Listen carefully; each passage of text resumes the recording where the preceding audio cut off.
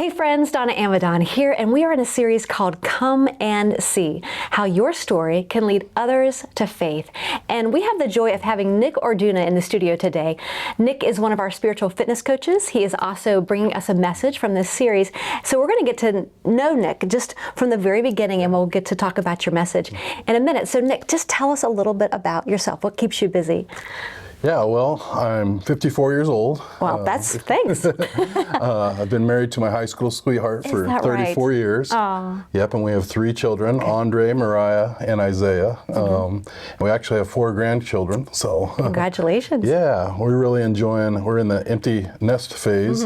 All of our kids are out of the house. And I've loved working with youth my whole life. I've been a teacher, a coach, and youth pastor. For more than 30 years of my life, that's kind of the things I love to do. Yeah. And where I've been. That's great. And so you coach spiritually, and you also coach physically, some basketball here. Tell us about that. Yeah, I love coaching. I played basketball back in my skinny days. But, all right. I love coaching girls basketball. I did that for 22 years at Lincoln Christian. And I had just a great time doing that. Built some great relationships. And I think coaching is just in my blood. Yeah. Whether it's on the court with the girls and building teams, or even as a youth pastor, building teams and watching them do works of ministry too. That's great. I love that. I think everyone needs encouragement, right? Every person needs encouragement. And so thank you for using that to coach others and encourage others. Us here at Back to the Bible and the girls in the court, that's awesome. So you are a pastor of a church, and I'm curious, how did you know that that was the next step for you to take? Yeah, so I initially wanted to be an athletic trainer, and then that quickly changed to be an educator in education and coaching, and so that's how I started. And then as I was teaching and coaching, I served in our church with the youth, and I loved it, enjoyed it, and some of the pastors had encouraged me to consider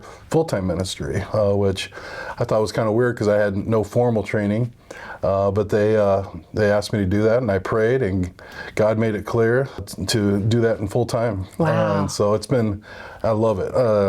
Again, over 30 years of my life has been working with youth, and so whether it's in the classroom or in small groups, and really now with my age, it's really training and equipping and being with parents of the youth, and also equipping the youth leaders who are ministering to the kids too. So. The next generation. Yeah. And parents are the real youth leaders. Yes, they are. Yes. So is this more recently that you become a lead pastor, or when you felt that transition happen? So it was kind of weird. I started out coaching and teaching right off the bat, and then 8 years into it is when I was challenged to consider full-time ministry, which I did. That's great. So I did that for 6 years, but I really missed the classroom and missed coaching, and so I prayed, and then I moved back to the school system and continued to work with youth.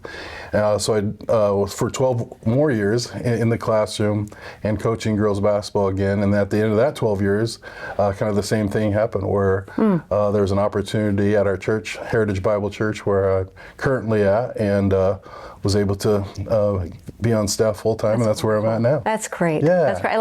Isn't it funny how the line is never straight when it's just here and there, but it's just all about knowing Him more and glorifying Him. So thank you for doing that.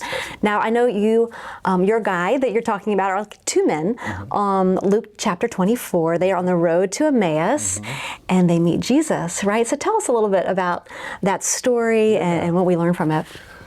It was fun studying, especially this time of year, the Easter just around the corner. On the day of Jesus being risen from the dead, they're traveling from Jerusalem to on the road to Emmaus, and Jesus shows up, and they're having this conversation, not knowing who He was, but He reveals Himself later on, and the coolest thing about it is they could not help themselves. I mean, that day they ran they did. And told the other disciples that He is risen, and their excitement and joy, and so it was encouragement to me just about how God reveals Himself as we spend time with Him in the Scripture, kind of like as we walk with Him as they were, and then we are compelled to share the things that he's teaching us about him. Absolutely. It is nothing we have to conjure up. Okay, I'm going to psych myself up. Right. But when we're filled, we'll flow. Yeah. Right? I love that line. It says, "Didn't our hearts burn within us when he opened the scriptures to us?" And then they got to share that with everyone. Yeah. Nick, thanks so much for coming. We appreciate your ministry, the spiritual coaching, and all that you do here at Back to the Bible. Yeah. Well, friends, thanks so much for spending time with us today. And I'm excited for tomorrow's teaching because I'll have the chance to share about Philip in Acts chapter 8, how he followed a very simple nudge from the Spirit that led him to someone who was ready to hear the gospel. It has been such an encouragement to me personally, and I'm praying it will be so for you too. So we will see you then. God bless.